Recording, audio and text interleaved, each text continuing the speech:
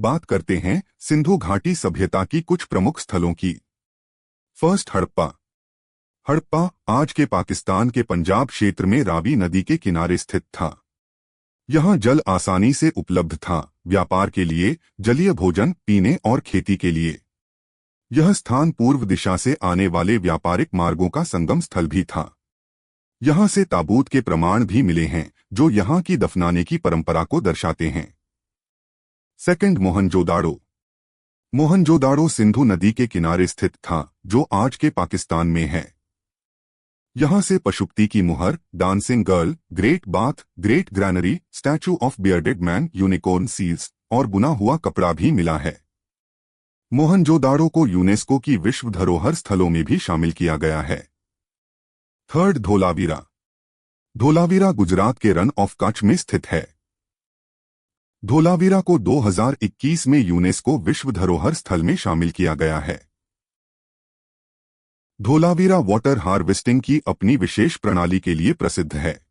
कुछ महत्वपूर्ण तथ्य जिनके बारे में जानना जरूरी है।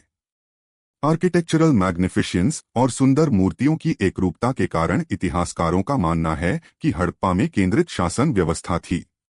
पुरातत्वविदों के अनुसार सिटाडल्स, ऊंचे टीले या किले नुमा स्थान को शक्ति का केंद्र माना जाता है।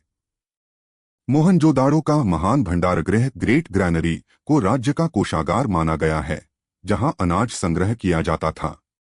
मैच्योर हड़प्पन फेज में सबसे विकसित राजनीतिक प्रणाली देखने को मिलती है। कई शहर वेल डेवलप्ड और वे घनी आबादी वाले बन गए थे।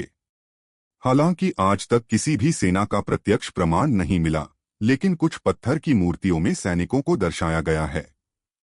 अब तक किसी भी मंदिर या धार्मिक ढांचे के अवशेष नहीं मिले हैं, जिससे माना जाता है कि धर्म का कोई केंद्रीकृत रूप नहीं था। अब बात करते हैं सिंधु घाटी सभ्यता की अर्थव्यवस्था की। सिंधु घाटी सभ्यता की मुख्य आर्थिक गतिविधि कृषि थी।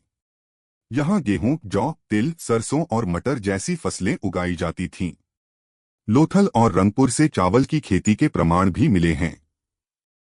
सिंधु घाटी सभ्यता दुनिया की पहली सभ्यता थी जिसने कॉटन की खेती शुरू की और उससे वस्त्र बनाए। मोहनजोदाड़ो से मिले स्पिंडल व्हील्स इस बात के संकेत हैं कि यहाँ बुनाई का कार्य होता था। पत्थर और लकड़ी के औजार खेती के लिए उपयोग में लाए जाते थे। पशुपालन भी इस सभ्यता का एक महत्वपूर्ण हिस्सा था। यहाँ के लोग बैल, भैंस, भेड़, सूअर और कुबड़ वाले सांड पालते थे। खेती और व्यापार में लोग गधे और ऊंट की मदद लेते थे। यह ध्यान देने योग्य है कि सिंधु घाटी के लोग घोड़े से परिचित नहीं थे। कृषि के साथ साथ व्यापार और वाणिज्य भी इस सभ्यता का एक अहम हिस्सा था। आइए अब जानें सिंधु घाटी सभ्यता का व्यापार और वाणिज्य। मोहरे, लिपियां और वजन प्रणाली उस समय के व्यापार को दर्शाते हैं। सिंधु घाटी सभ्यता में मुद्रा, करेंसी का कोई प्रमाण नहीं मिला है। यहाँ बार्टर सिस्टम से व्यापार होता था, यानी वस्तुओं के बदले वस्तुएं दी जाती थीं। लोथल व्यापार का एक महत्वपूर्ण बंदरगाह था। मेसोपोटामिया के अभिलेखों के अनुसार सिंधु घाटी सभ्यता को मेलुहा के नाम से जाना जाता था।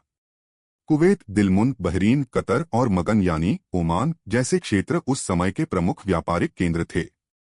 हड़प्पा के प्रमुख व्यापारिक सामान थे टेराकोटा, मिट्टी के बर्तन, सोना, चांदी, metals, beads, seashell, pearl, gemstones. कुछ प्रमुख व्यापारिक स्थल: शोर्टुगाई, लैपिस लाजुली यानी नीलमणि के लिए प्रसिद्ध। लोथल, कार्नेलियन यानी गहरे लाल रंग का पत्थर, व्यापार के लिए। खेटेई की खाने, तांबे के आयात के लिए। अफगानिस्तान, टिन और चांदी के लिए। दक्षिण भारत, सोने के व्यापार के लिए। अब हम जानेंगे सिंधु घाटी सभ्यता की समाज व्यवस्था के बारे में। सिंधु घाटी सभ्यता में वेल डेवलप्ड सोसाइटी थी। यहाँ सिटाडल और लोअर टाउन्स के प्रमाण मिलते हैं जो निम्न और उच्च समाज में अंतर के बारे में बताता है। उच्च गुणवत्ता की मुहरें और साधारण टेराकोटा मूर्तियां समाज में वर्गभेद को दर्शाती हैं। हड़प्पा के लोगों की फैशन समझ भी प्रशंसा योग्य थी।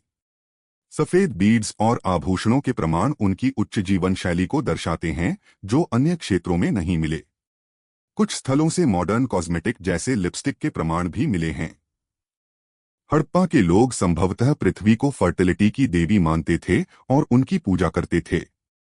वृक्ष पूजा का भी प्रमाण मिला है। एक मुहर पर पीपल वृक्ष को दर्शाया गया है। एक सींग वाले यूनिकॉर्न की मुहर इस बात का संकेत देती है कि वे पशु पूजा भी करते थे। अब बात करेंगे सिंधु घाटी की भाषा और लिपि के बारे में। अब तक सिंधु लिपि को पढ़ा नहीं जा सका है। लिपि पूर्णतः चित्रात्मक रूप में थी और वर्णमाला डायग्रामेटिक सिंबल के रूप में थी। इनकी लेखन शैली को बूस्ट्रोफेडान कहा जाता है, जिसमें लेखन दाएं से बाएं और फिर बाएं से दाएं दिशा में चलता था। अब आइए जानें सिंधु घाटी सभ्यता की बेरियल प्रैक्टिसेस के बारे में। सिंधु घाटी में मृतकों को दफनाने की 3 प्रमुख विधियां प्रचलित थीं। First, complete burial. इस विधि में मृत व्यक्ति के पूरे शरीर को जमीन में दफनाया जाता था। Second, fractional burial. इसमें मृत शरीर को खुले में छोड़ दिया जाता था ताकि पक्षी और जानवर उसे खा सकें। Third, post cremation burial. इसमें पक्षियों और जानवरों द्वारा छोड़े गए अवशेषों को बाद में दफनाया जाता था। इस प्रकार की दफन प्रक्रिया के प्रमाण सुरकोटरा से मिले हैं। सबसे कॉमन प्रैक्टिस थी एक्सटेंडेड इनह्यूमेशन, जिसमें मृतक के सिर को उत्तर दिशा की ओर रखा जाता था। हड़प्पा से लकड़ी के ताबूत और लाल रंग के कपड़े के प्रमाण मिले हैं।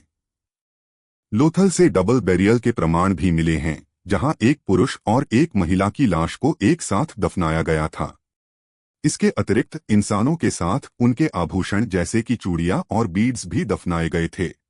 अब जानते हैं सिंधु घाटी सभ्यता के पतन से जुड़ी प्रमुख मान्यताएं। सिंधु घाटी सभ्यता का पतन लगभग 1700 ईसा पूर्व के आसपास माना जाता है। सभ्यता के पतन के कुछ सिद्धांत इस प्रकार हैं। पहला, आर्य आक्रमण एवं प्रवासन थ्योरी। इस सिद्धांत के अनुसार आर्यों ने आक्रमण कर इस सभ्यता को समाप्त कर दिया। 1920 में मोहनजोदड़ो से 39 नरनारी और बच्चों के कंकाल मिले, जिससे इस सिद्धांत को बल मिला। दूसरा, पर्यावरणीय कारण सिद्धांत। इस मत के अनुसार 1700 ईसा पूर्व में यमुना और सतलुज नदियों ने अपनी धारा बदल ली। इसके कारण हकरा और घग्घर नदियां सूख गईं और सिंधु घाटी सभ्यता का अंत हो गया। तीसरा, व्यापार पतन सिद्धांत। इस सिद्धांत के अनुसार मेसोपोटामिया की राजनीतिक अस्थिरता के कारण सिंधु घाटी के शहरी केंद्रों में व्यापार ठप हो गया, जिससे सभ्यता धीरे धीरे समाप्त हो गई। इसके अलावा लगभग 1900 ईसा पूर्व से लोग सिंधु घाटी छोड़कर भारतीय उपमहाद्वीप के अन्य क्षेत्रों में बसने लगे। यह अध्याय यहीं समाप्त होता है। अब हम अगले वीडियो में वैदिक युग के बारे में जानेंगे।